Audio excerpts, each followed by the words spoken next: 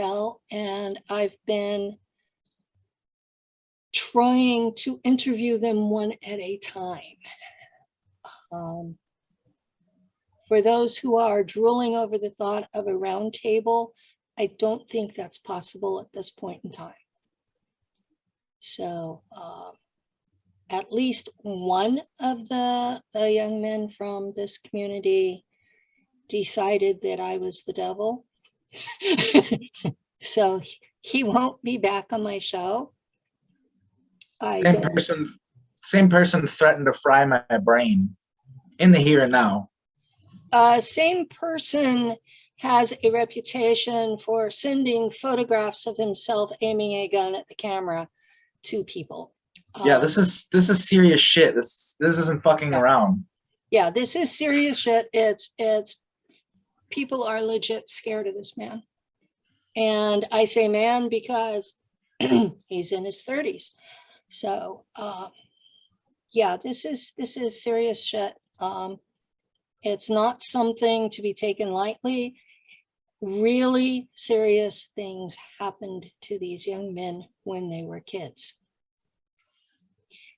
Now, I'm going to preface all this with,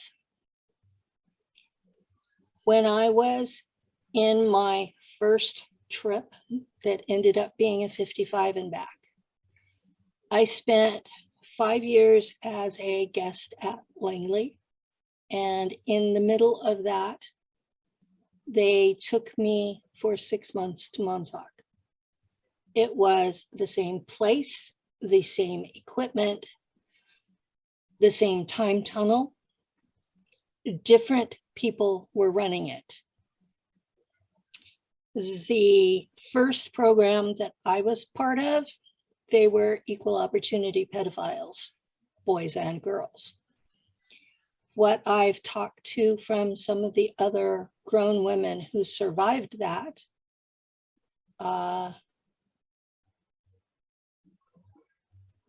we all had the ability to go interdimensional and take physical objects with us. And we all tried to run away using that capability. And that may be why the second program only had boys. Now, for those who have done their homework, Al Bielik was in charge of the second program that started in the 70s. I was there the winter of 61, 62. So I was way before his time. But Al Bielik has done multiple interviews before his death where he admits to kidnapping boys from the neighborhood. And when they started to be noticed that this was happening to the boys, he started using the technology to go into New York City and kidnap runaways and homeless kids right off the streets. So that's not exactly what we would call a scientific sampling, but this is the realm that we're dealing with. Is the people running this were using the technology to kidnap young boys off the streets. They thought these kids would not be missed. And this is the setting for what happened afterwards. Now, Al Bielik admitted to 300,000 boys were killed in these programs. So we're talking about horrific things happen to these kids. And I guess I should probably shut up and let you talk. Well, I guess I want to say, the first thing I want to say, because I know that they're going to people who look up my name, because I'm already using this name publicly, and they're going to find me talking on your show. That's going to be a thing that happens. So the first thing I want to say for those people, so they understand this shit, is that in the here and now, I am not a super soldier. I'm a normal fucking person, just like you. Mm-hmm. And So if you're somebody from my past and you're like, well, Bloth wasn't on the moon in the year 2000, what are they talking about? It's because this is time travel. This is taking somebody from a point in time. They live an entire life, a lot of times in a clone body, and then you put them back. And Yes. This is something that really happened to me. I remember visiting a friend's family, and having beers with my friend from growing up with for the first time in years, right? I hadn't talked to him. And one of the first questions his mom asked me was, so what happened to you when you were a kid? You know, like, I was aware this was going on while it was happening, while it was being taken. I knew I was being taken at night, and I was fucking terrified. I woke up with scars on my body, weird mutilations happened to me. There was a point where my mom was convinced that I was being sexually assaulted by someone, because I was. Yeah. Like, and it's just like, my dad, okay, he had the suicide programming. At age 35, he had the program to kill himself, and my family had to walk. Just a minute. For our public, that is officially called Omega programming. Go ahead.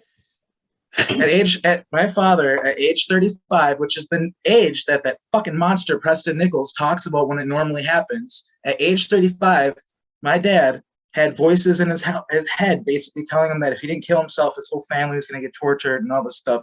And he slit his own throat.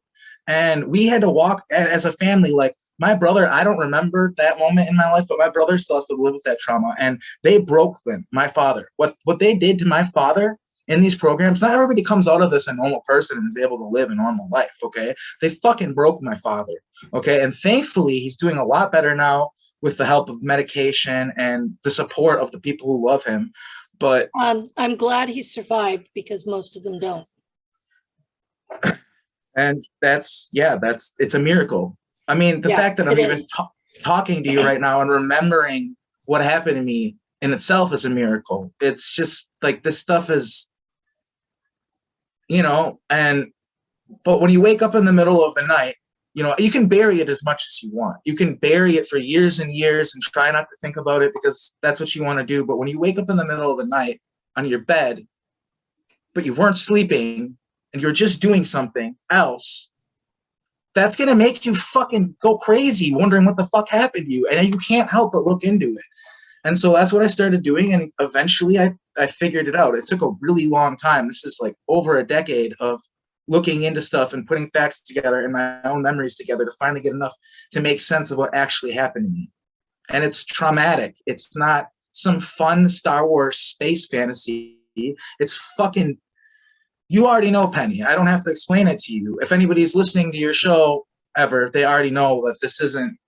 Why would anybody come forward and talk about this stuff if it didn't actually happen to them? Explain that to me. That one has me baffled too. I talk to people out there.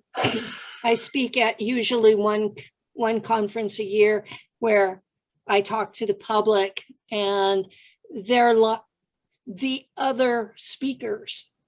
Now, this last one, everybody was real, but prior to that, there were people there that were speakers who admitted to having no actual memories, that they were going completely based on what psychics had told them.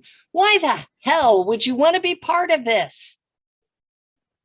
I'm really this is an important subject because, like, I understand that we want to get to the bottom of this, and there's a lot of dots put together that you can't put together because this was such a compartmentalized program. So you want to go to these remote viewers and you want to find out these secrets that are so compartmentalized and so hard to get to. But the reality is that it's not in my opinion, that is not a reliable source of information, and it never can be. And while sometimes maybe these people might be right and actually seeing and experiencing real things, it's too hard to discern the difference for it to be a safe method of disclosure of people coming forward and talking about this, in my opinion. When I was sorting through my memories, okay, background, the NSA had a unit that they assigned to restore my memories for their own reasons that they have never shared with me. So I got my remember code used on me. So I had this giant lump of memories that were all in German, and I had no context for them.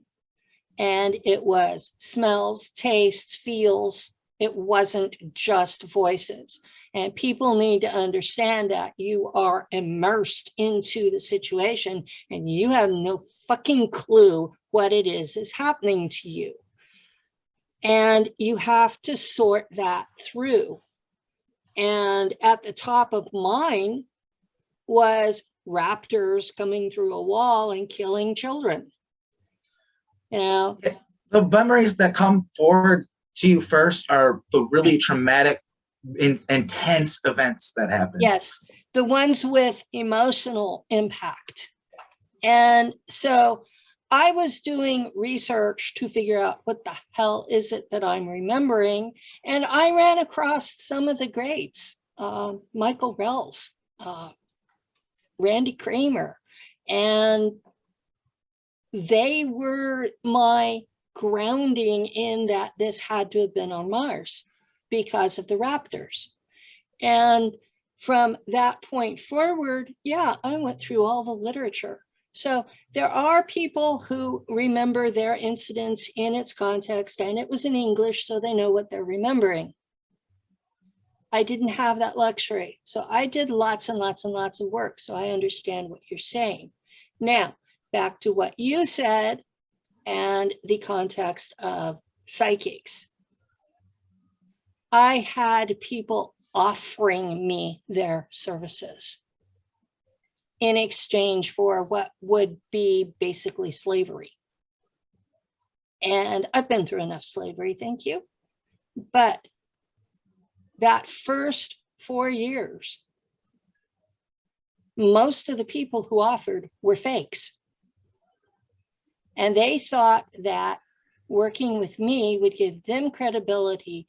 One of these men is still out there charging people like us $1,000 a pop to tell them lies. He's getting his information off a gematria site. There's a lot of bullshit out there that you got to sift through. And that's one of the things that might turn people off to the shit when they're waking up and they're having memories is they think, they look into it and they see all this garbage. And if you have any common sense, you're like, okay, I gotta chill out. Like, why am I remembering this stuff? And it'll make you think that it's not true. But the reality is you just have to sift through the bullshit. There's so much disinformation out there. It's just like you have to sift through just countless, just an endless amount of garbage to get to the truth. Okay, I had surgery in December. And I had so much bullshit dumped on me in the 6 months before that I'm sitting there recovering from surgery. And I'm like, why am I going to go back? Why am I going to go back? Because I'm telling the straight up truth, real memories, real experiences, and I have all this psychic bullshit just dumped on me everywhere I go. Over half the messages I get in Messenger on Facebook are people wanting me to explain why I don't agree with some psychic or channeler. Yeah. And it's like, dude, I'm telling the truth.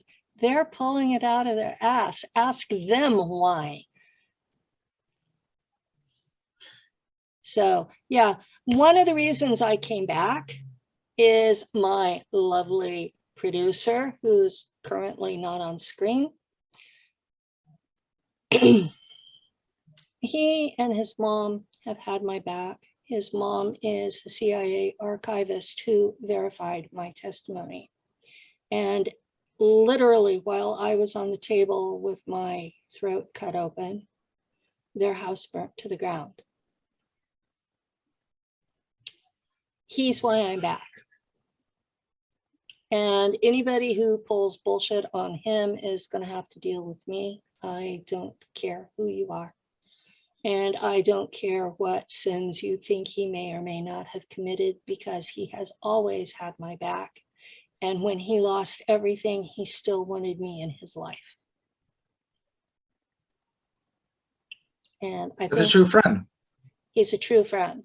And I think that's something that the community needs to hear, because we have so many people knifing each other in the back right now.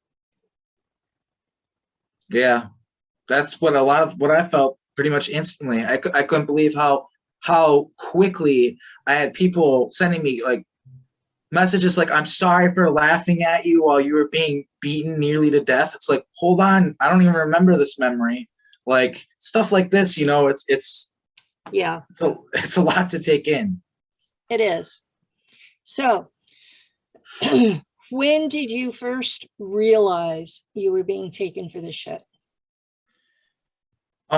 So when I was younger, I did this thing where basically I've been seeing UFOs flying, like most specifically a flying saucer. You know, there was one that I saw in the middle of the day, and I knew of the concept of alien abduction and also just felt that something was happening. And I did this automatic writing thing.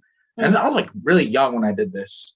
And when I started doing the automatic writing, I just saw like the image of like the gray right in your face, you know, like not like no breath or anything, and just like the plainness of the, I don't know, like this very classic image in your mind. And that was something that that happened to me when I was very young, where I had that. And I also had this thing happen to me when I went through this memory with somebody else in the community. But I always had this memory, and you know, it is what it is. This is the memory of me being in gym class in like first or second grade, and some sort of entity contacts me, right? And says like, they have a message for me, and it's really intense. And I'm sitting here and I'm this kid in gym class, right? So I go up to the teacher. First or second grade is like 6, 7 years old. You're little. Yeah, and I just went up to the teacher, the gym teacher, and said I needed to use the bathroom. And my memory, until I removed the curtain, right? Yeah. My memory of that instance was going to the bathroom, sitting on the toilet, having this being, which is the white. I've realized now, I didn't realize it then, but I know now it's this white draconian that everybody's talking about that sits on the crystalline throne. Okay. But it that's what I saw, and in the memory I remember like this like message of like, remember what you are. It was like all of a sudden it was like that happened, that seeing the alien and all these things, but I perceived it in that moment in the here and now was like a telepathic thing. But really what happened was I was taken. I was literally sucked up through, you know, the walls and everything into this craft. And that was the beginning of just one of the times, because I know there are more than one time where I was taken from various different programs, and they discovered me through various different ways. I believe personally that Montauk knew when I was going to be born and took me at birth.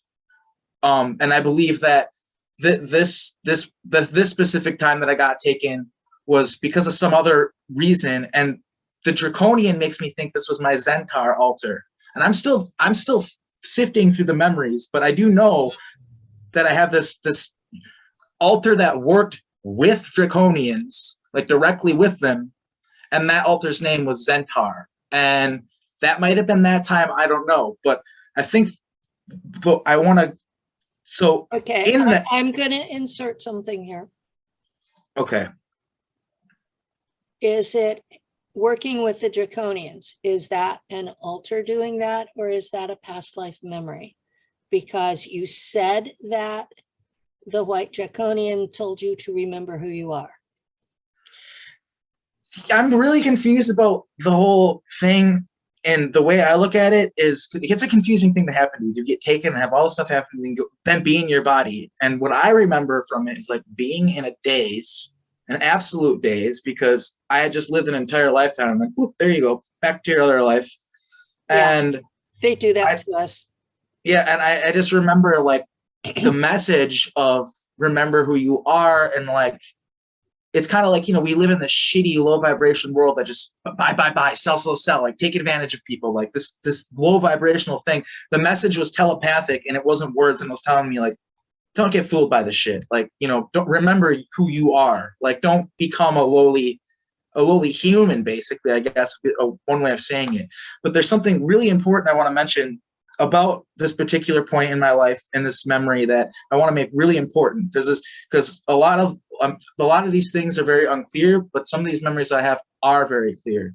And the one thing that has stuck with me for my whole life is just this odd memory, and I've brought it up to people. And this is the beginning of one of my times of service, and I don't know which one it was, but I was in school and I got the call to the office to talk to the counselor, right? The school counselor. But in this room at this time, there was like this other special counselor. And it was this, if my memory serves me correctly, it was this man wearing a brown suit. I'm now 100% on that one, but that is important for later because I do have a memory of this brown suit, this guy in the brown suit. Anyway, the pamphlet, the thing that I filled out was like, it asked me some questions like, do you have a star family? Like are you originally from another world? Like, it just straight up asked me these things. Like, do you talk to ghosts? Are you in communication with angels or higher vibrational entities? Like all this weird stuff. And that couldn't be written off by the public or whoever you want to call them, or just anyone listening to this is like, okay, well, they're trying to see if you're crazy, right? Well, no, some of the questions were like, if you were in the year 2023, you got to keep in mind this is a long time ago when they said this, and there was there's a secret time police preventing events from like bad events from occurring before they happened, like, and they knew you had like abilities that could help them. Would you be willing to help them? Like, it straight up asked me these questions. So and it's establishing consent. I filled something out. I might have filled out like, this is okay for you to do to me. And I want to make it very clear. By law, you have to be 18 to agree to anything like that. Yeah. And I didn't agree to fucking shit. I was 4 whenever they took me. First thing they did was mind wipe me. So anything I signed from that point on was illegal. And that's the beginning, that period, it took me a long time to correlate the fact that that's when the UFO started appearing. That was when a lot of activity in my life started happening. And it wasn't until very recently that I realized, like, okay, this isn't this is like a government thing. This is like more complicated than the way I've been originally looking at it.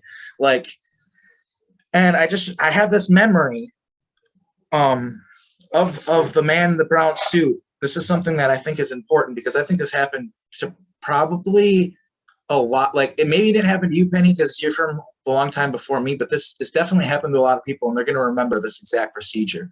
I remember being put on a table by the man in the brown suit, being strapped down to the table. I had electrodes and all my nails strapped to my genitals, to my and this thing on my head, right? Mm. And I had an IV. I was hooked up to an IV. They put me on some sort of cocktail of drugs. I don't know what it was, of course. That's the super soldier routine. Yeah, and what they did is they had this TV in the next room. Might have been in that room and I was blindfolded, but nonetheless, there was a TV that I could not see, and it would have like blue, then it would change to green, then it would change to yellow, whatever colors it was. And every time it changed to that color, it would beep. And I was to say the color on the screen, even though I didn't say it, even though I couldn't see it, right? And yeah. when I guessed wrong, the machine shocked the fuck out of me to the point of near death, like tortured me. Mm-hmm. And it put me in this fight or flight state where it activated my abilities in order to keep me alive. That plus the drugs.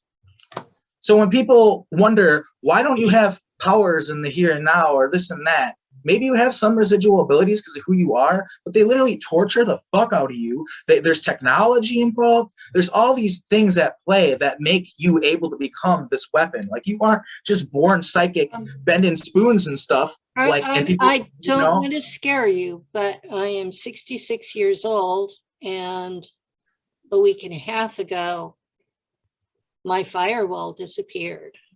So I am having to learn at this age to control the abilities that were weaponized for. I've accidentally went backwards in time before. Accidentally. Yeah. Like, and there were people with me, and I'm not going to name them because I know it's dangerous to do shit like that. But there were people, and it's just like, I shouldn't have even brought that up, because that's another thing people need to understand is when you're talking about this shit, you almost feel terrible about it because you know that they disappear people that know shit about you. And I've already said things where I'm like, fuck, should I have said this? You know what I mean? Like, I have had 4 people that I deeply cared about brutally murdered. I have had 4 people that I was doing counseling with brutally murdered. And that's why I don't do counseling anymore, is because it put those people at risk. And the more I'm in touch with my abilities I am, the more I am contacted by people at the upper levels of these secret societies. So I'm sitting there listening to them and wondering, what the fuck do you want from me? yeah, your abilities, probably. I mean, all of us were used as pieces of military equipment. I wouldn't even call the existence that they placed us in a human existence. No, I mean, it depends on what you're doing. Sometimes, like, I remember when I was on Mars, I don't remember all the details of it, but I do remember I sort of lived kind of like a normal existence, but I don't think I knew that Earth had life on it, and I kind of had been memory wiped, and Mars was the most normal existence that I have had in any of these programs. Yeah, that's what I remember too. It was weird because there were like giant bugs and like just all this crazy shit and like reptilians and all that, which isn't normal for Earth, but it was normal there. Yeah, it was normal for there, and the Germans treated us like we were human. Now, once I got off Mars, I was instantly chipped into the ship's computer. I became a security risk and was not allowed off the ship from that point until the end of my service. So I was de facto a cyborg. Anytime that I was being a navigator, I was a cyborg. And it's not like I was human. It was like I was a terminal to the computer that happened to have human consciousness. Yeah, it's kind of like being on autopilot and not really like, it's kind of like, I don't know. Yeah, it's not like it is where in the here and now where you actually get to like make decisions and be a person and have a life. It's not the same thing. It's not. Well, sometimes I get to have a life. You smile, you know exactly what I mean. Yeah. I think one thing though that I think I want to make, I guess, and this is something that I didn't really realize until recently, because I know you asked me about this and I don't think I explained it well enough at the time, like what my main motivation for going public is, right? Yeah. And my main motivation now, I can say pretty firmly, is I want people to understand that this has happened to a lot of people. I'm meeting people in the here and now that I've known since I was a kid that also are in these programs. And what I want people to realize is your first instinct might be to bury the memories because they're so traumatizing, and you're afraid that waking up to the shit once again and what happened to you is going to ruin your life, right? But Life's I want already people, ruined. You might as well find out what happened. Exactly. That's the thing, is if you have any memories back, and somebody else who went through this shit with me told me this and it made me cry because it's true. It's just a fact. Like the moment you have your memories back, any of them at all, your life's gone. You don't have a normal life anymore. Like, and Exactly. if you want to cover it up and deny what happened to you, you can do it all you want. But the reality is that there is suicide omega programming that you probably have. And if you really care about your fucking self and the people around you and your family and everybody that you love in your fucking life, I'm telling you right now, don't bury it. Get help from people who understand. Try Amen. I know, have and seen so many people that they try to do this by themselves and they get to the point where the Omega programming is so intense that they kill their family, they kill themselves, they'll kill any counselors that have been involved with them. This was the state of super soldiers and Montauk boys when I came public in 2016.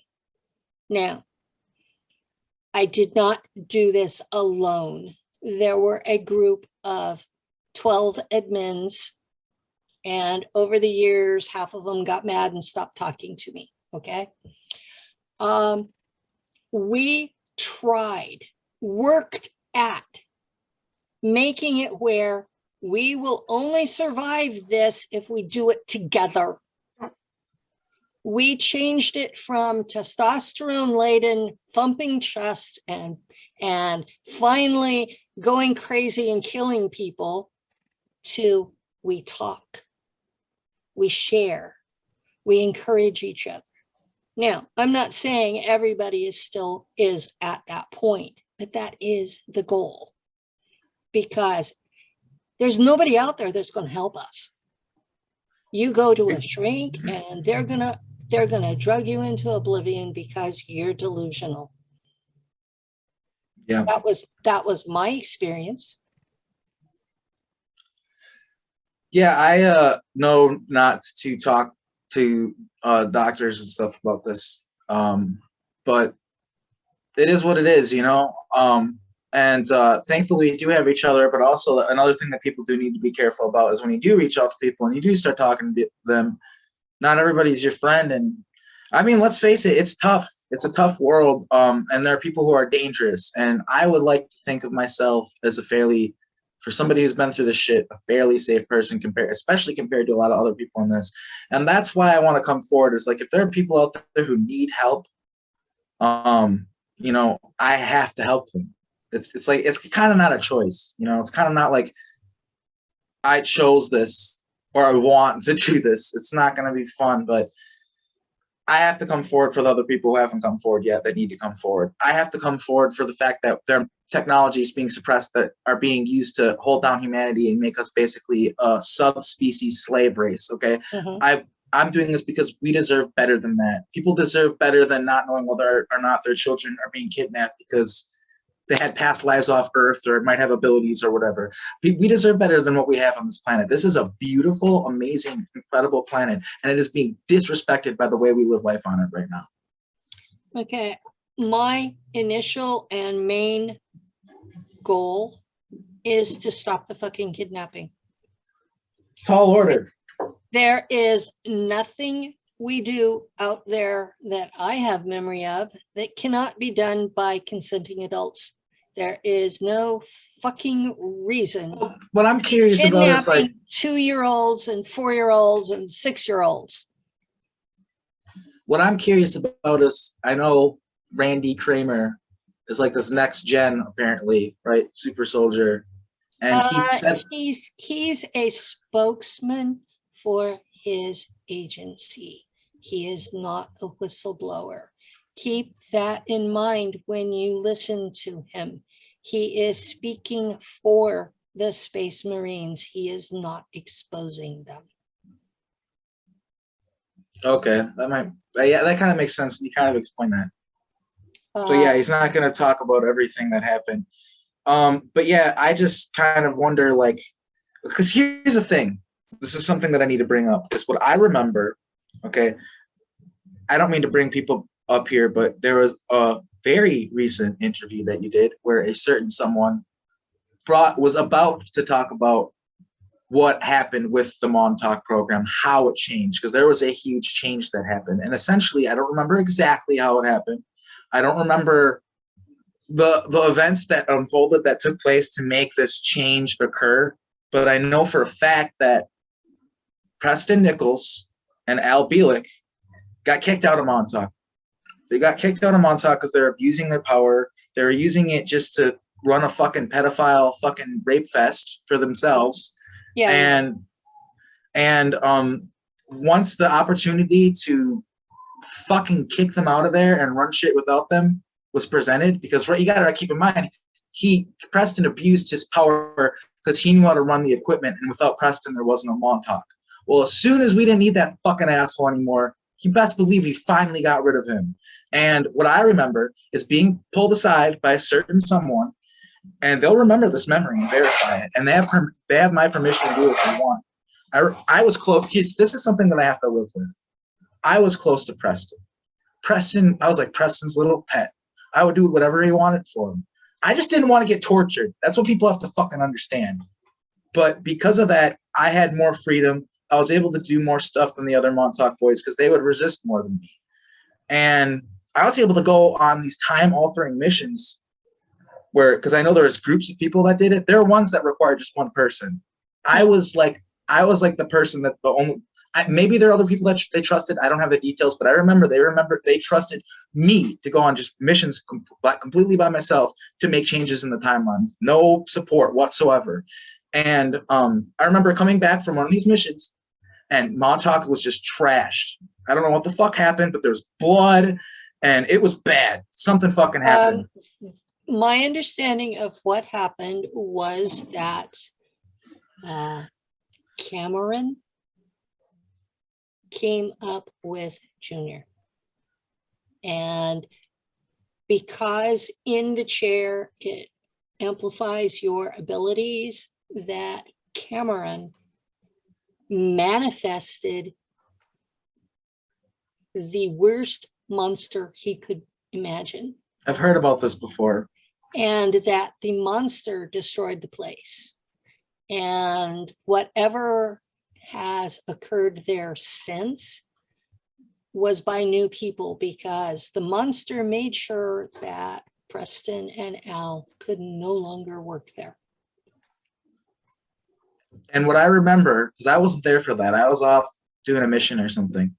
I remember coming back, everything being trashed, not knowing what the fuck had happened. You know, I just like portaled back in there after doing all the stuff, right? And everything was different.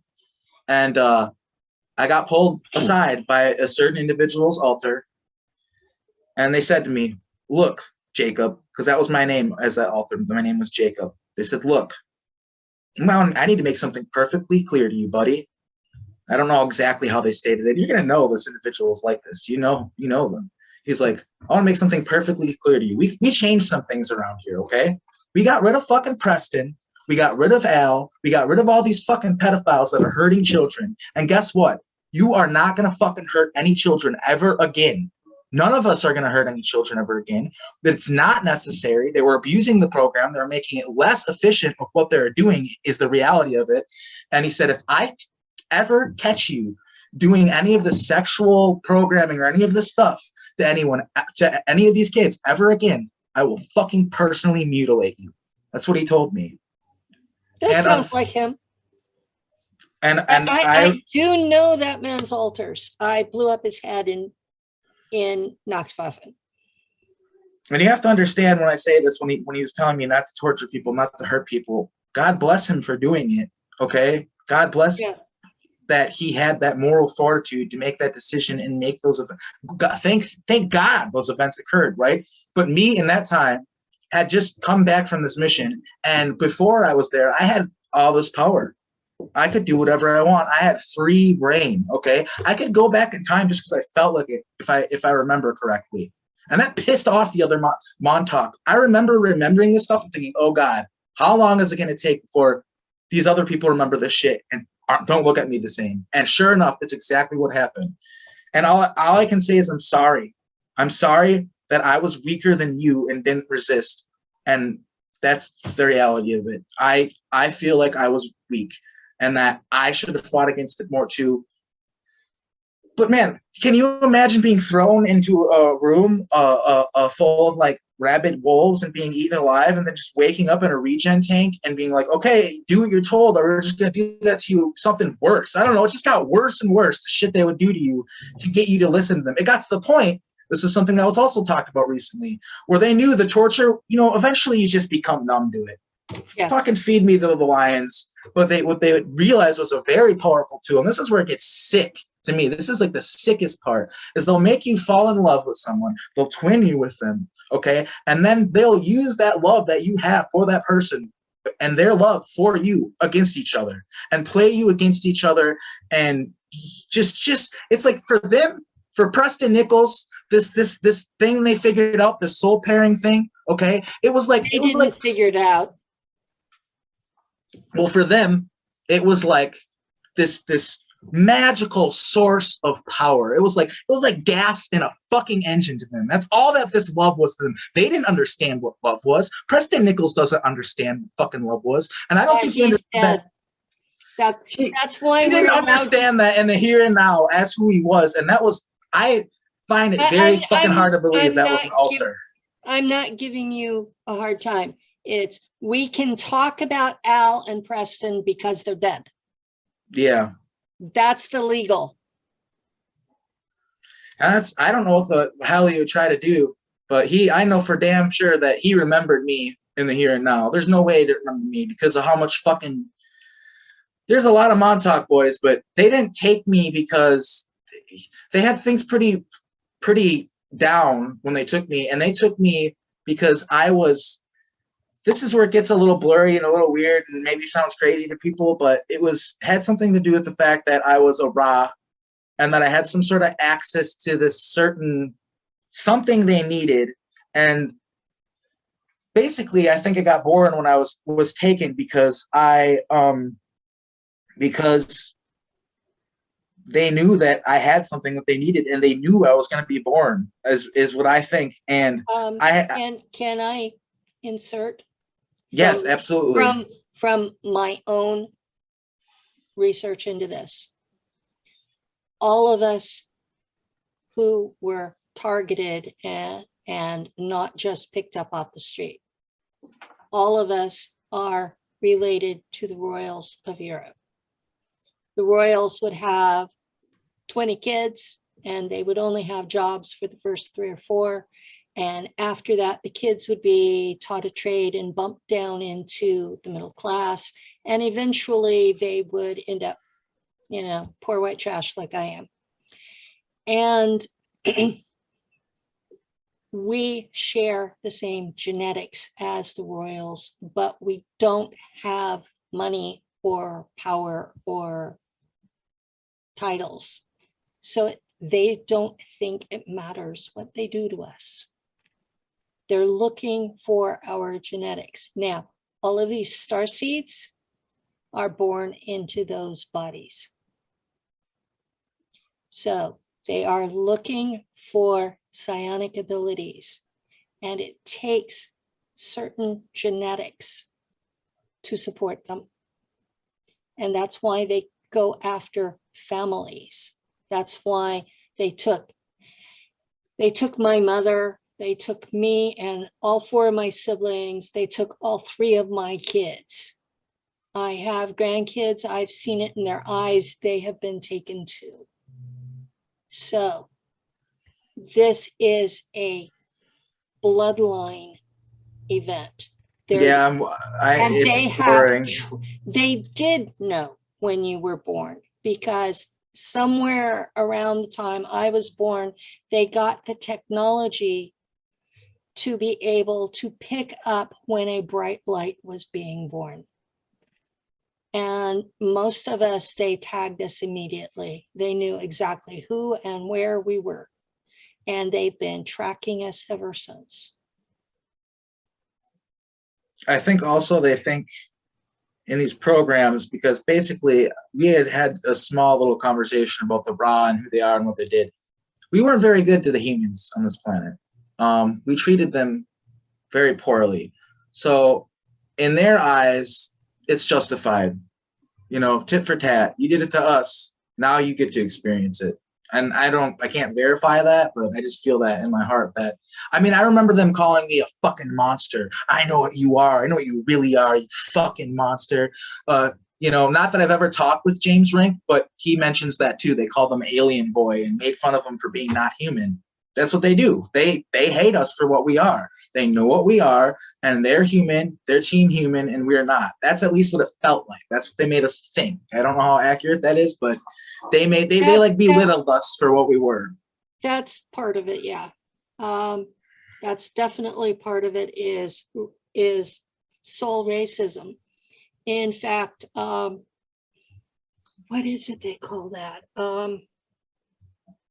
Speciesist. Yeah. So physically, we are, okay, physically there are two species of humans on this planet. And the division lines are based on blood type, not skin color. And there has been so much interbreeding between the two that nobody's purebred anymore. Seriously. If they are purebred, the Homo capensis, they have a cone head. There are very, very few of those people left. And if you are pureblood Homo sapien, your IQ is below 100. There are very few of those people left. The vast majority of us are in the in-between.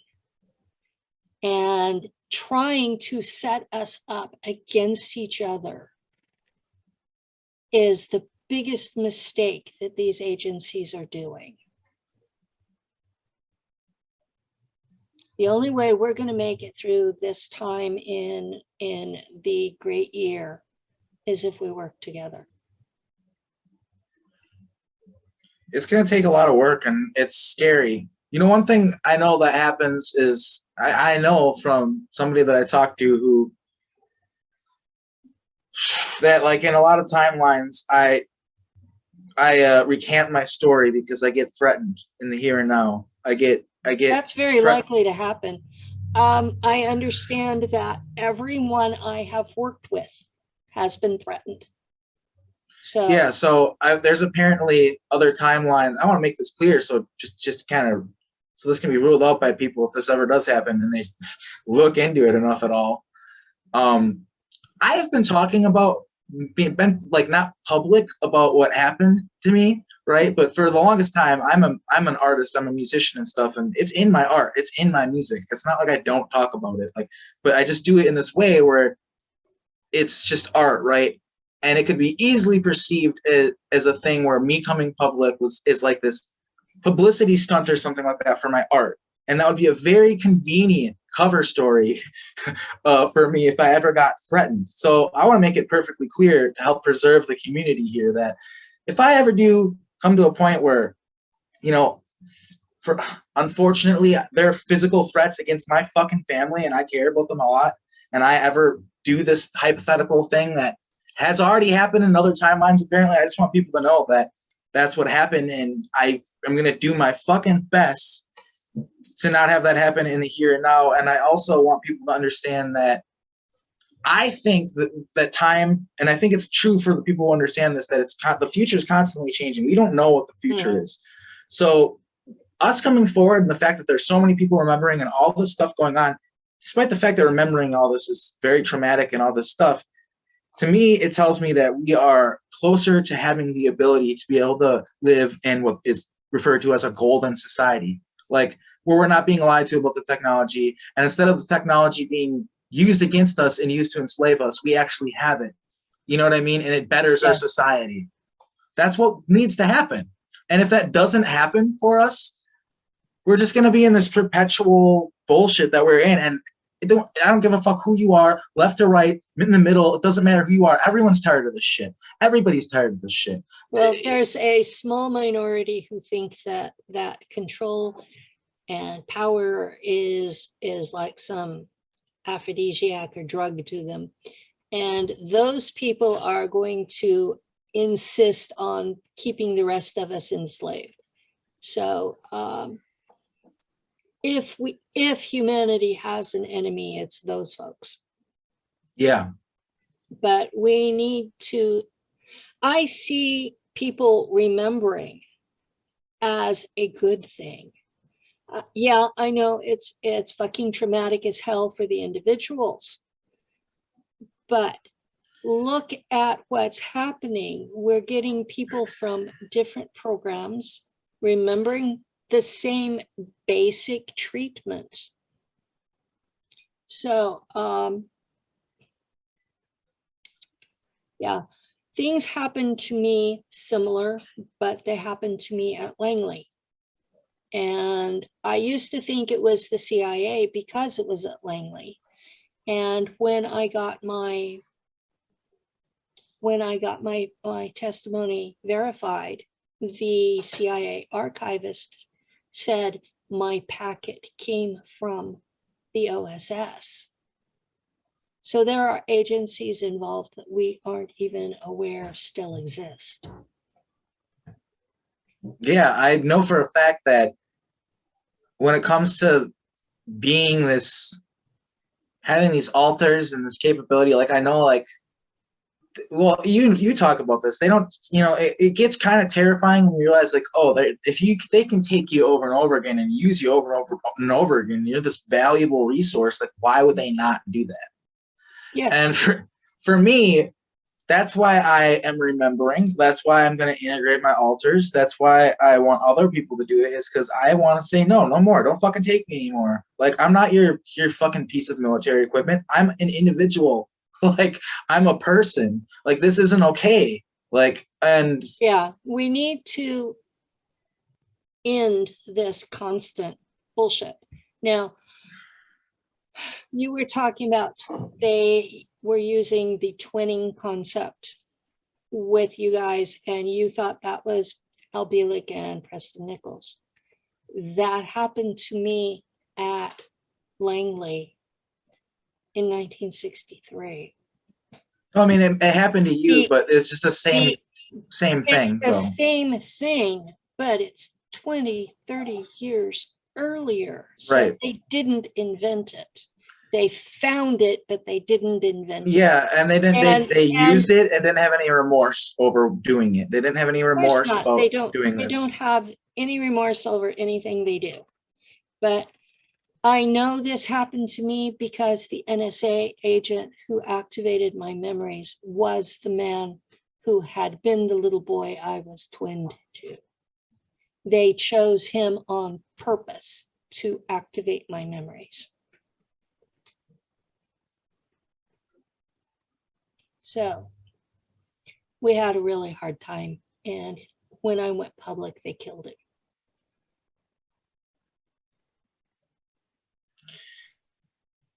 That's something that is very terrifying. And I just hope that I'm a public enough person in my normal life. A lot of people know who I am, to where if something happens to me, it just set off too many red flags for too many people. That's my hope. And that's why I'm going public partially as well, is because it's hiding in the spotlight. It's better for people to know what's going on with me. So if something happens, it's less likely that something will now, because I'm public. Really, honestly, it's keeping me safer than it is not being public. Because I think they're more afraid of their piece of military equipment awakening even a fraction of their power and going rogue. I think that's more of what they're afraid of than people talking. In order to be able to safely get to there. Since the firewall is gone, I can do things, and be careful. I know I don't need to tell you, but I'm going to tell you anyway. You have to be careful with this shit. I've had stuff where this is something that would be good to talk about on the show. This is a memory that is in the here and now. I've had this thing happen one time where I was looking at the wall and I could see, like, I could kind of see how my mind was sort of creating it, and it, like it wasn't actually there. And I just had this moment where everything looked different, and it was like wasn't like I was seeing through my eyes. And then all of a sudden, I had this message, like, "Whoa!" Like in my mind, right? Like, "Whoa, what are you doing? Like, you need to stop this right now." And I was like, "Whoa, what's going on?" And from my understanding, it was some sort of soul that was looking out for me and actually trying to help me. It was some entity that was actually trying to help me.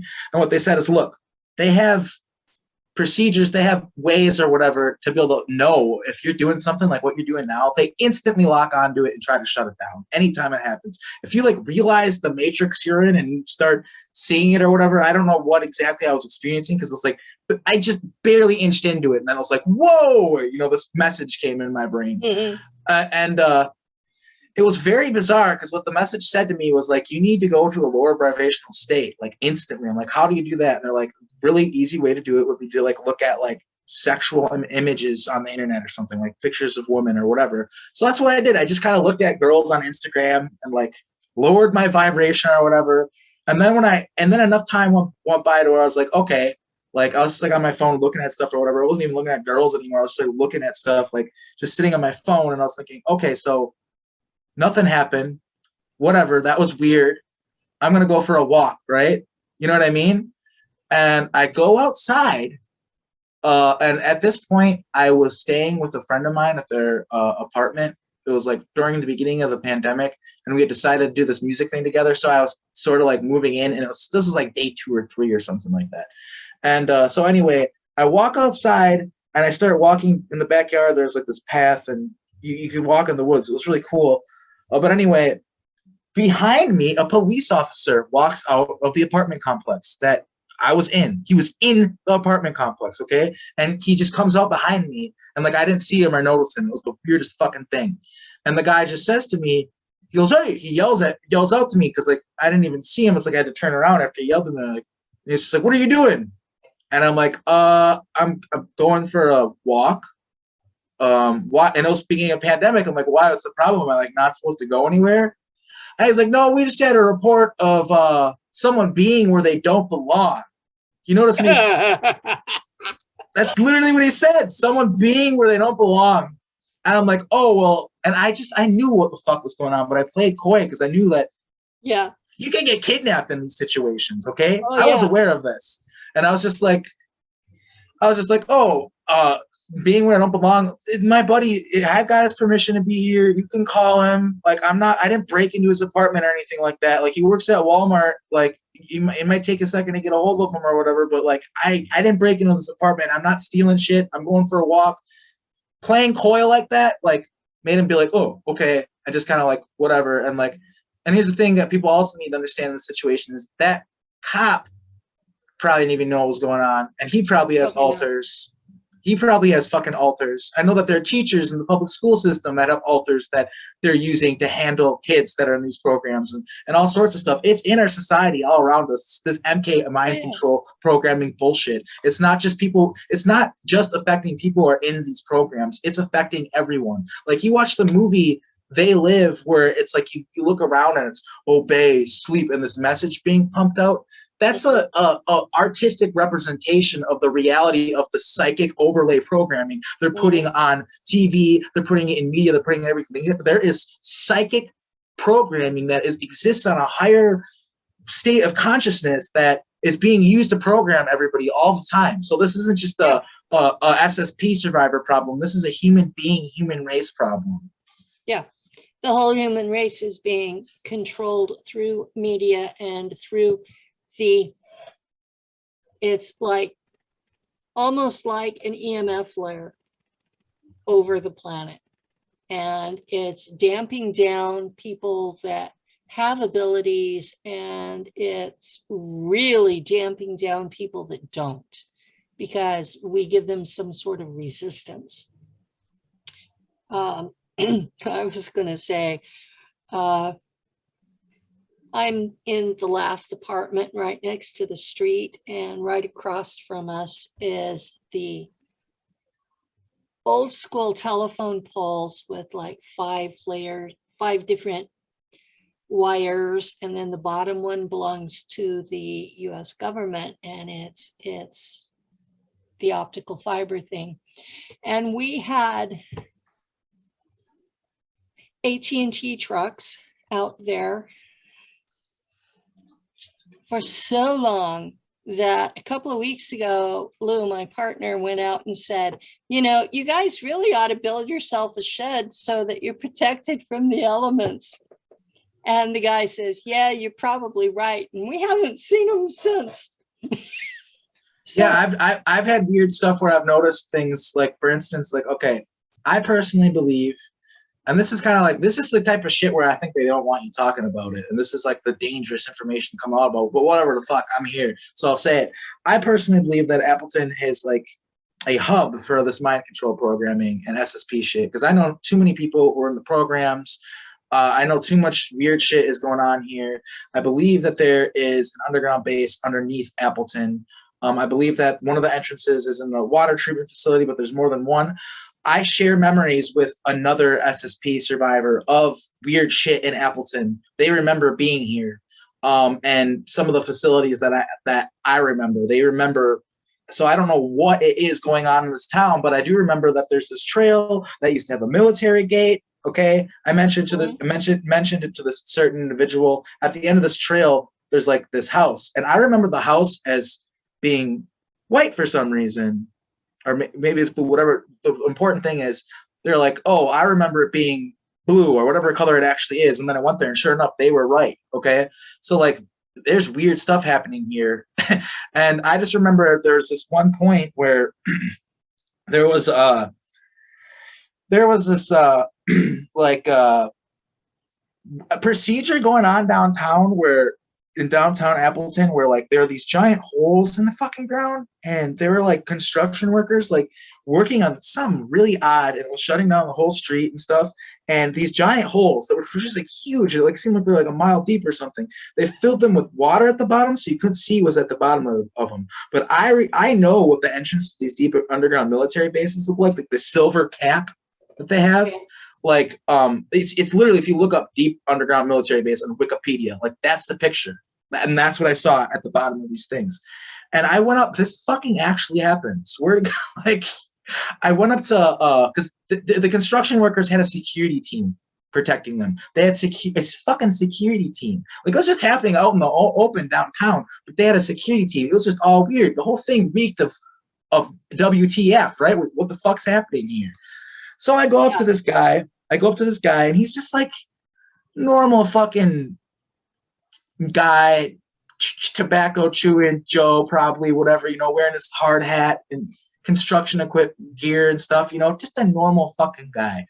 And I just go up to him and I go, what are you guys doing here? Like with the security team and the water at the bottom, these giant holes, like this is really like what's going on here, right?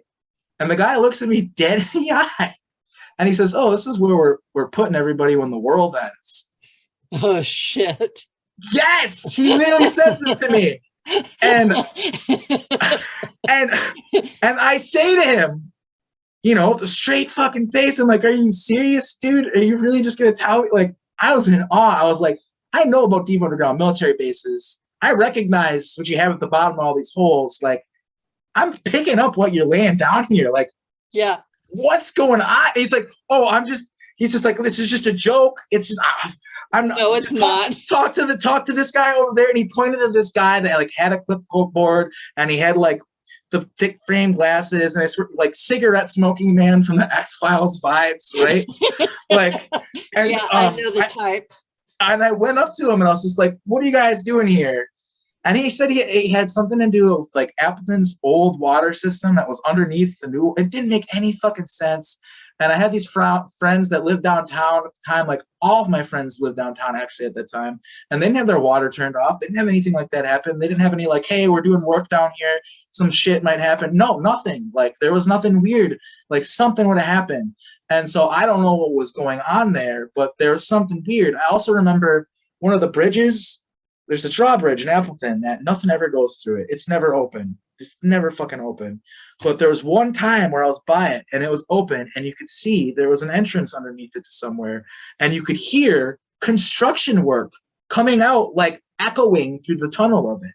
Like, so it's like, dude, there's something fucking going on in this town. I don't care what people say. Like, people that live here might think I'm fucking nuts. I don't care. There's a reason why there are people who talk about flying saucers around the water treatment. Like, I don't know. I haven't seen one for years, but I remember in the early 2000s when I was very young, people would always see flying saucers around that water treatment facility.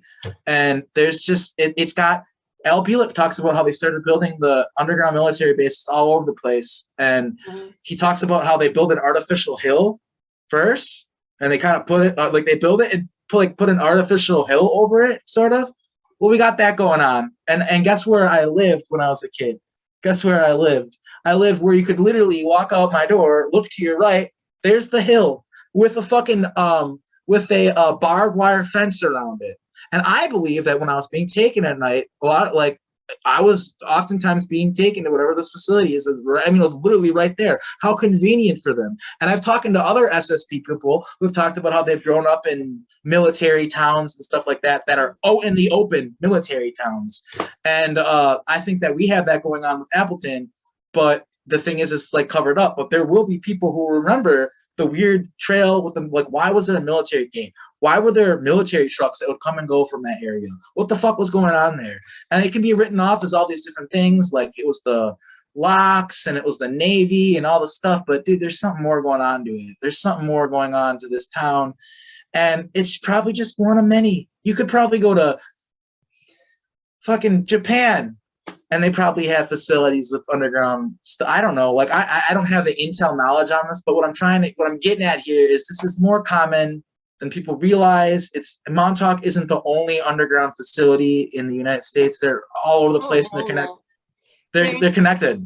Where I live, I'm in the California Mother Lode. It's on the western side of the Sierras, and we have one of those maglev trains that goes underneath, and I can feel it when it goes through, and so I know it's there. Yeah, and Phil Schneider talked about this stuff how many years ago? God bless Phil Schneider. Like, respect to that man. He talked about this years ago, before Magna Leviton trains existed, before that technology was a public thing. He was talking about it. And also, shout out to Phil Schneider, he was the only fucking person in the paranormal community where when all these fucking people were going around fucking worshiping Preston Nickel and Al Bielek for coming forward and what they're talking about, he was the only one who actually went to the fucking FBI to fucking say, they are kidnapping children and torturing them. You have to stop this. And his response was basically, I guess, the FBI's response, because Al Bielek talks about this, because he knew Al Bielek. Al Bielek was friends with his dad, so they knew each other. And Al Bielek talks about how, like, one of the first things Phil Schneider did was he went to the fucking authorities. He went to the feds. He didn't that's what everyone should have done. They were literally saying out in the open, we were kidnapping and sodomizing kids. Like, anybody who was in this community from the 90s, anybody from the 90s, like the community in the 90s watching this, fuck you. Seriously, fuck all y'all for letting that guy go around and talk about what he did and make money off of it after what he fucking did to us. It's not right. He even admitted it in the videos that he kidnapped kids right up He talked to James Rink, man. I watched this video where he talks to James Rink, and James Rink's like, how do I get rid of the suicide programming? And Preston seriously fucking says to him, well, it's through sodomization and basically saying, come over and let me fucking sodomize you and mind control you, program you to be my bitch. Like how fucking stupid. That was definitely on the video. You've probably watched it. Like, it's like, dude, God bless James Rink. James Rink is a good man, and don't misinterpret as me talking shit. He didn't have the context. That's a really old video. We've learned a lot since then, okay? Like, he went into the lion's den is what he did there, and that's fucking props to him for doing that. I got information out of that. He recorded it, and he put it online for the rest of the community to see it. So he deserves props for that.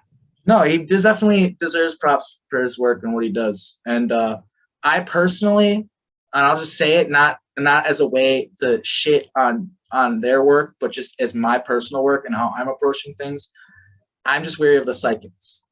Like, I'm wary, and I know James talks to a lot of different psychics, and I understand, like I said, there are dots we cannot put together with the information we all know because it's so compartmentalized. But I'm just saying, for me, that's not my approach. And for all the accurate information we may have gotten of it, I know for a fucking fact there's inaccurate information that's come out through psychics and mediums and stuff. You know what I mean? Like, it's a thing. And if you want a couple of people that I trust, and if I'm not sure about something, I may ask them. One of the people in the SSP community was doing a skill that she called reading your memories, and she practiced on me before she went public, and I will say that she was quite accurate when she was working on me. So I'm gonna say that, she came up with a couple of things that I still haven't verified, my personal ID numbers. I haven't gotten those verified. I should probably ask Doris. She's the CIA archivist. But Yeah, I have to figure out the whole mess of integrating my memories and like I have barely dipped my toes in the water when it comes to all that stuff. I had a little Reiki work done on me, and that's about it. I will tell you, the more you talk about it, the more the memories will come. I noticed that because I was talking, you know, one of the things that I am afraid to say it because I don't want to make them a target. But I guess I'll just put it this way. I have people in my life that I can talk to about this, that are there for me, that are in my family, that know this shit is real. Okay.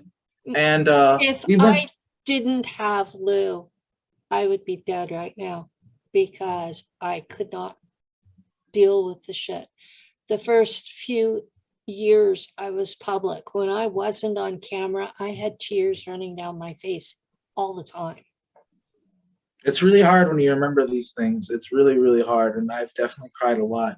I mean, the main thing that fucked me up was like the memory of the twinning and just that like my love, because I still have that love in the here and now, and it carried all the way to this current existence that I have, that I'm currently inhabiting. I'm still twinned with this person, right? Yeah, like I'm still twinned with mine, even though he's dead. And it was when I was talking about him incidentally, and people picked up on that and decided to make it some fucking tragic love story. That pissed me off more than I think there's something that else. It's important you bring that up because people in these programs will think, and this is something that has been seriously a spiritual, emotional thing to go through, is to realize that this love that I carry for this person in the here and now felt like real love. Mm-hmm. And it may have been one of the deepest loves I ever experienced. I mean, they used it to create psychic energy and do all this stuff. It was a very manipulative tactic. And you have to realize if you're twin to someone, that's not your soulmate. Okay. Yeah. That's not your end all be all person. It's not your twin flame. It's you were linked to this person on purpose. And it's actually probably not healthy to be in a relationship with your twin person you're twinned with. It's probably actually bad. I've heard that it can make you more powerful if you couple up with your twin in the here and now. And I'm sure there's truth to that. But what I'm saying is if you're twinned with somebody, you gotta realize that was mind control programming. That's like step one. You gotta realize that real love isn't manufactured in a fucking laboratory, okay? Right. And it was an abuse to both parties. Absolutely. And then the fact that they make you fucking make people torture them and vice versa. I don't remember, but I know from interviews and stuff I've watched, it's like you didn't even actually get that love that you had for each other. You don't actually get the privilege of experiencing what that was like. You just get to experience what it's like to have that used against you. And every once in a while, you get these small moments where you get to be with the person. But from what I remember, they killed my twin. And I don't know if this is true or not, but from what I think I remember, they killed my twin to punish me and them. And you don't understand when you're in this stuff until maybe your cover altar wakes up. You think that you don't remember your life back home, from what I remember. I mean, you don't remember that. You're in the moment, and here it's you're there. That's real. And if you have there was no mom and dad. From my comprehension of it, I thought I was from a test tube or something. That's what I think I thought.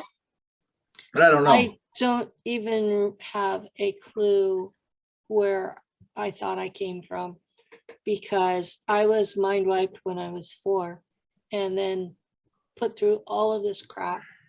And I was so tortured at Langley and Montauk that the way the Germans treated me on Mars was like heaven by comparison. Yeah, Mars is just a rough place to live. It's not like Earth. You don't get to take a dip in the ocean. You know, you don't get to, you know what I mean? You don't get to fucking go for a, I don't know. There's not, it's like just like a fucking barren ball of kind of, there's a reason why they lie to the people who live there and tell them that the Earth is dead. It's because if they told them that the Earth was still alive, everybody would just want to leave. No one would want to live there. Well, it's got its good points. I remember once we were no longer at war with everybody, that you could go out and have a picnic in the middle of the day. Really? Yeah, it was too cold any other time, but just at that right moment. Yeah, just at that right moment in the middle of the day, you could go out without a spacesuit. But you better fucking get back inside in time or you're gonna regret it. Yeah, as soon as the sun sets, you're in trouble. Yeah. What I remember, I guess, so since it was in the intro, I should explain. I explained a lot of the Montauk stuff. It's used to alter time. Things in the reality we live in right now was created through Montauk. It's kind of a mind fuck to think about that I was responsible for some of those changes, but it is what it is. When I talk about Lunar Command, what did I do on Lunar Command? This is a really easy one to sum up. I was strapped to a table, put on the drugs, and I was an oracle for the younger years of my life until I was maybe 12. I don't remember how long it was, but it was years and years of just being on a table, fed intravenously, fed this super soldier cocktail or whatever you want to call it intravenously, and I was used as an oracle. I was the orb. You see the wizard with the orb? Well, that was me. I was the orb.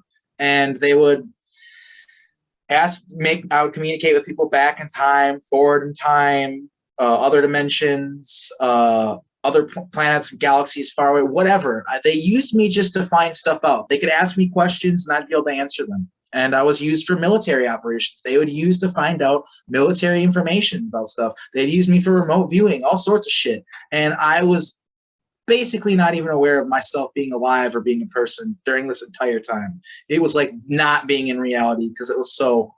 I just responded to stuff. I wasn't actively living. I just responded to stuff.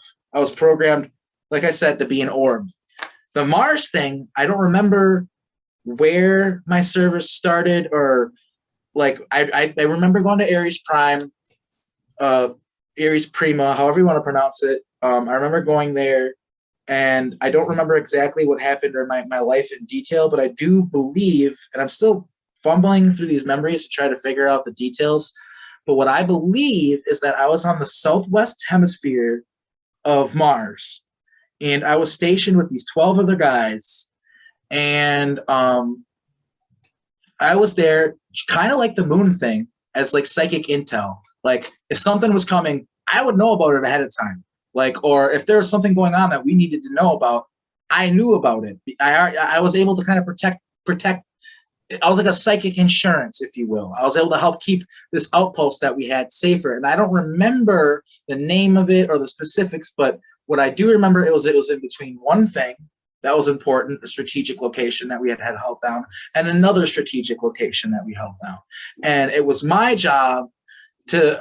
our job at this outpost to say whether there's something coming from this way or this way, and to kind of keep those really important outposts that weren't just 12 people or whatever safe. That's what I remember.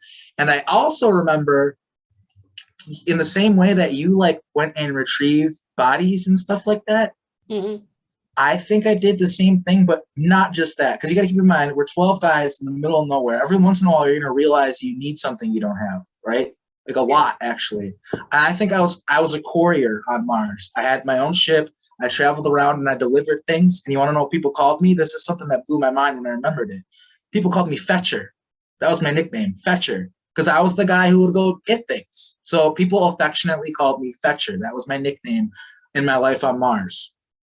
Yeah, they called me Valkyrie, or in German, Valkyrie.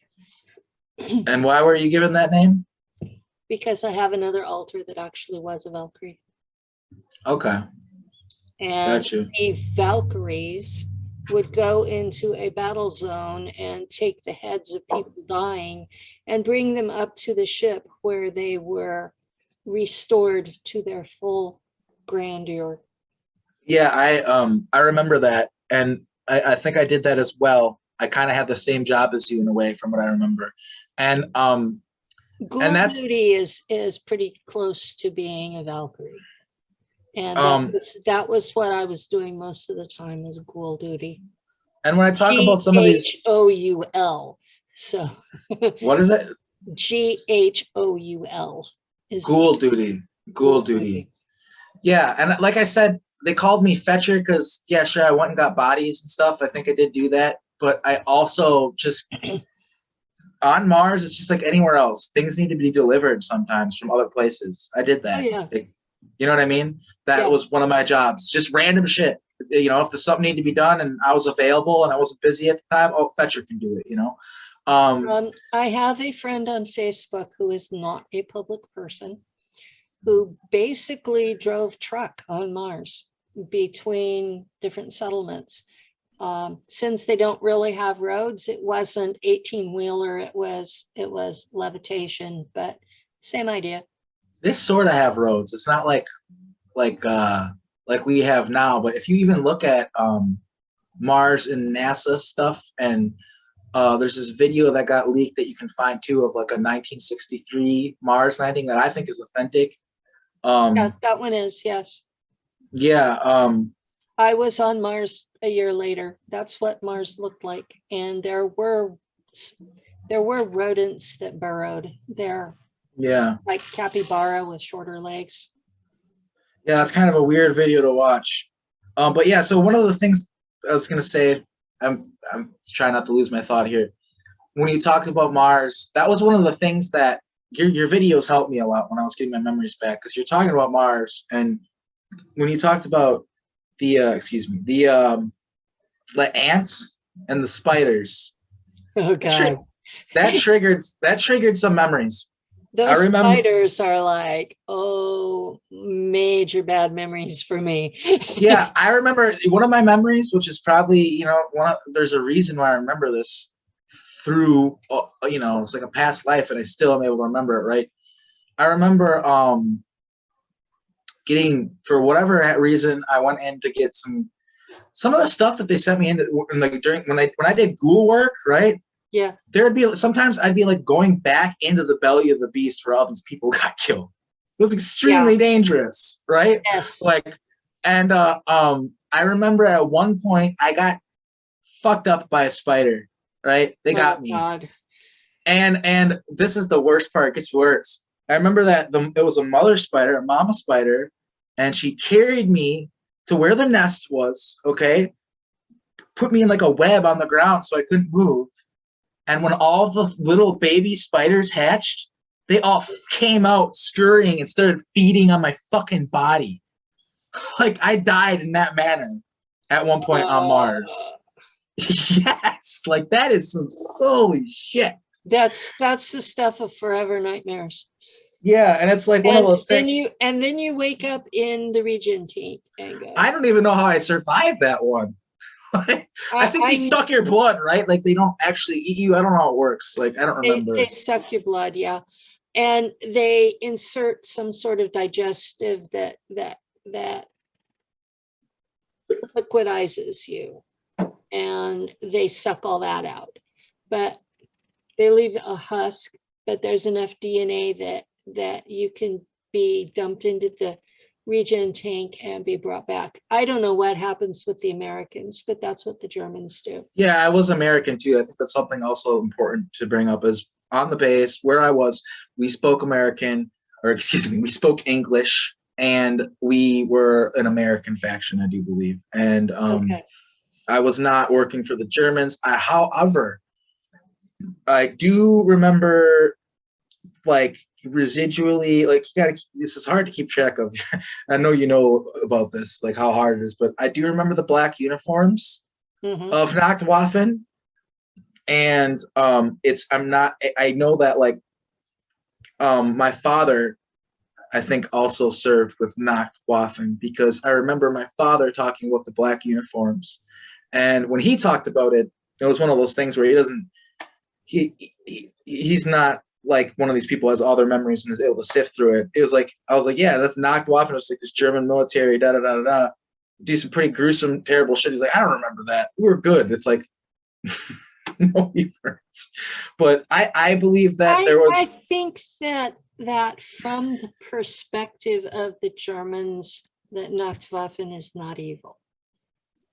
It's only from the perspective of the people who want to be their enemies that they're evil, because they really don't do anything any worse than any of the other factions.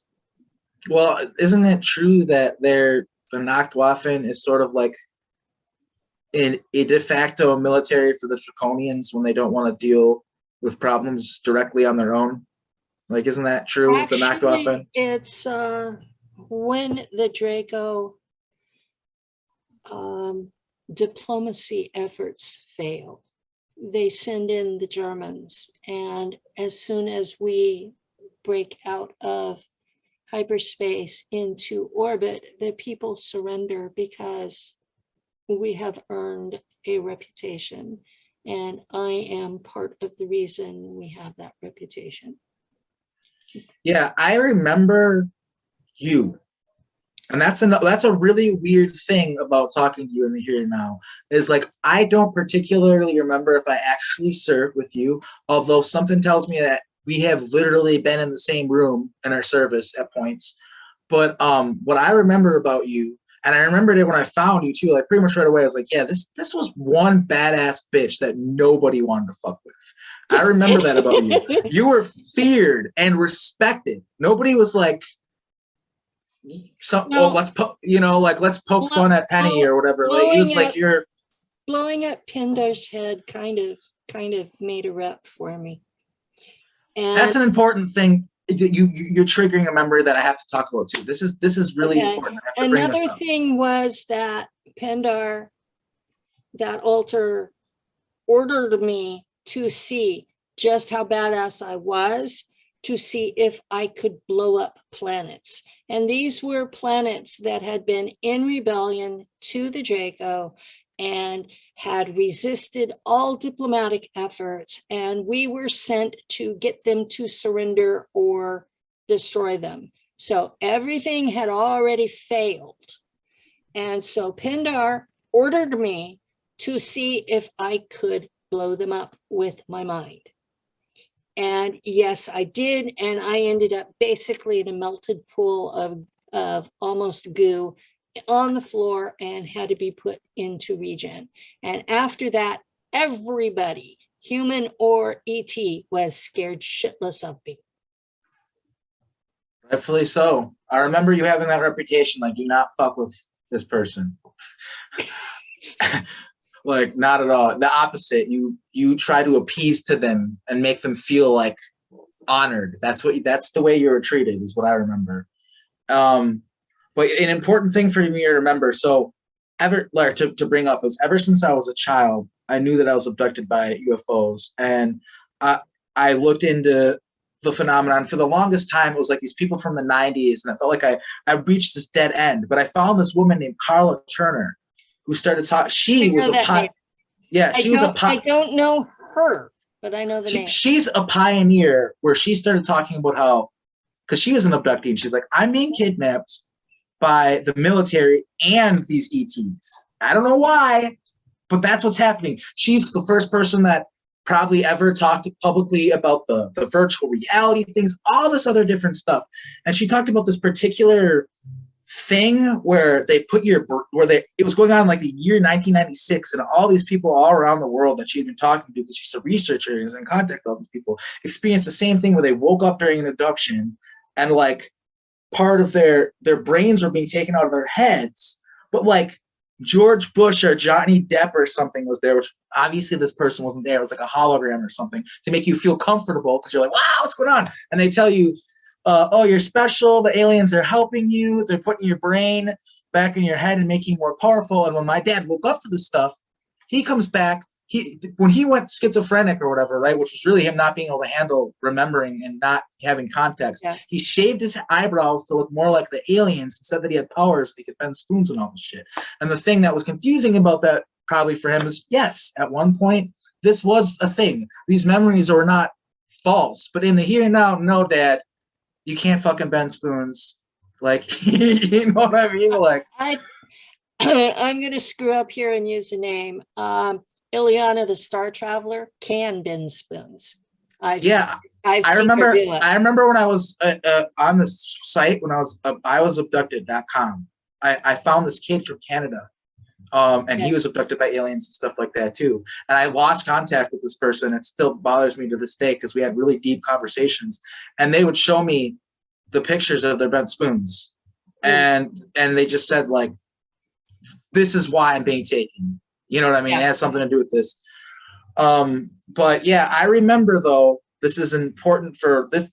One of the things that broke me into being, okay, this actually happened to me is when I was a kid and I was 12 years old, somewhere around that age, I asked my dad, who he's schizophrenic, right? So at this point he was manic, as they would call it.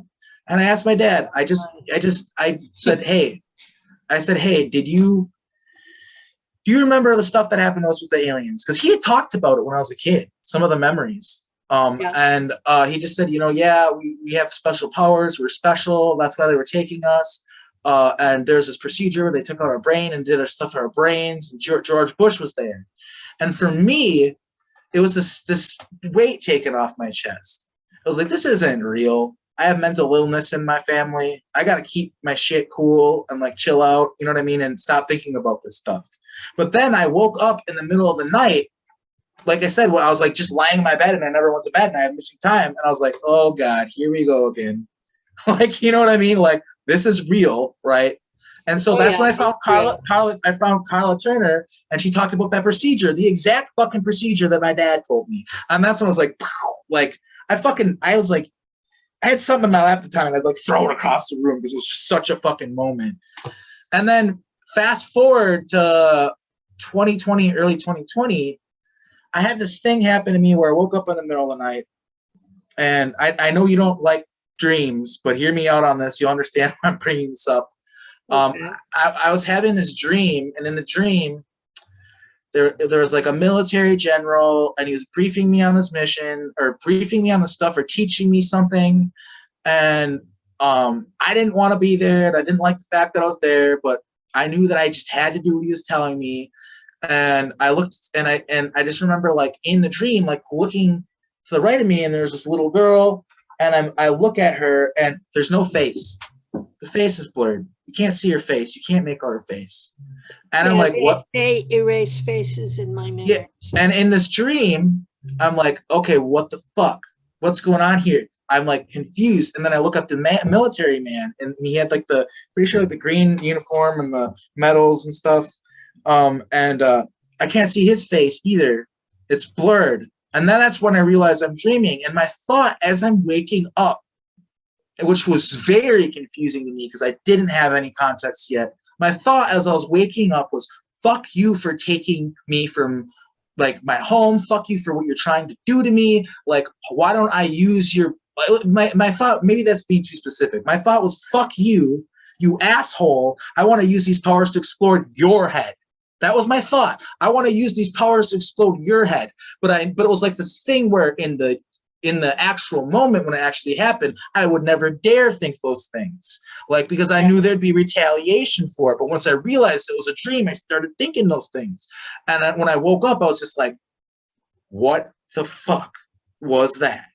And I've been looking into the alien abduction stuff, and I knew about the super soldiers a long time ago. And because of QAnon and all this other shit, I was like, these people I didn't believe in it. I did not believe in it. The mixture of politics and religion into our testimony actually discredits us. Yeah, I think so, definitely. And I try very hard to keep them out of my show. Once in a while, when I interview someone, they'll bring it up. Because the network has a policy of we cross-pollinate, some of the hosts are exclusively political. So those shows I can't, that's Yeah, it is what it is. What it is. And that's something that I've had to reconcile with is like, okay, just because people are public and they're associated with these people or associated with these people, like, don't look at the associations, look at the fucking actual person, what they're saying. And when I started doing that, that's when I was able to make progress, But I found Tony Rodriguez's testimony through Daniel Sala or whoever the hell the Sala dude. And it was one of those things where I just kind of stumbled upon his video, and this was probably 2 weeks after I had that weird dream. So it was, in my mind, a synchronicity. There's some force out there that wants me to remember this shit. And I just remember going on the internet and watching his story and kind of like watching it being like, this guy is not telling the truth. Like, he has to be lying on the surface, but then deep down inside, like, this guy is not lying. This is all shit that happened to him. You know what I mean? And when he talked about the blurred faces, right? Yeah. That was a trigger. And also him talking about the like being in school and like the talented, I think he talked about some sort of like talented gifted thing. That was also a trigger. And it wasn't until like a year later where I was able to kind of piece it together and be like, okay, talented and gifted program, the T.A.G program, it makes all the sense. It's a real program where like, like, oh, like they take these kids to the museum on one day or whatever. They're not treated the same as the rest of the school. So if you come home and you have some sort of weird thing that you went through that day, it's not abnormal. You're in the T.A.G program. Just because you remember this, and they give you these cover memories too. You don't remember being taken to an underground base or whatever the fuck it is, where they're first trying to figure out what they can do with you. You don't remember that. You have these cover memories of going to the museum or whatever the hell it is. And one thing I'll say about this too is I found there's that guy that's public, and I will use his name. No, I can't use his name because you're right, the legal implications. I will say there's this guy on Gaia, okay? He's public about being in the SSP program. He says that the blue avians, which I was a blue avian, okay? He says that they're are good, and they're like these light beings. They're fucking not. And I just want to say that this guy sure is eerily similar to someone in the community that we both know. It's almost like they knew. It's almost like they knew ahead of time that the certain individual that we both know was going to come public and put this guy on the Gaia channel to say the same things in a deceiving way that isn't factual, so that when this individual we know comes out, there's already this other guy that looks just like him, and it's like he's copying him. And they do this all the time. It's like when the movie Total Recall came out. When the movie Total Recall came out, there were people remembering like Mars, like being on Mars, like the memory wipes wasn't working for some of these people. And so if any of them came public and started talking, it's like, dude, you watched Total Recall, bro. You need to lay off the pot or whatever it is you're smoking. Like, you know what I mean? Like, yeah, I get it's deniable plausibility. They have all sorts of it. Just because I talk, like when I'm talking about a Stargate or this technology, this show Stranger Things, people be like, you just watch Bro, Stranger Things is based on what happened to us. It's not the other way around. It's art imitating life. Stranger Things they almost called it Montauk, except it's based in Indiana, which is where the main Montauk program got moved to after Junior. They still have a program on Montauk Point, but it's not the main one anymore. The main one's in Indiana, right exactly where the show Stranger Things is situated. And a lot of it's deniable plausibility. I mean, I know that a lot of times these are just really creative people making great shows, and it's a coincidence. But I'm sure when they see some of these certain shows, they're like, oh, yeah, we need to greenlight this. This will be good for us. You know what I mean? Like, yeah. Well, it's not just plausible deniability. I see it as a drip, drip, drip disclosure. Yeah. I mean, if you look into the patent office has been releasing patents to all this crazy tech. Just go on there right now. You listener, person watching, go on the patent website right now, patents.gov, I think it is. You can find patents for like free energy, space chips, like all sorts of stuff. TR3B patent just was released I think last year. Yeah, and it's kind of odd to me that the triangular UFO that I remember seeing that. And now the patent is released. Now,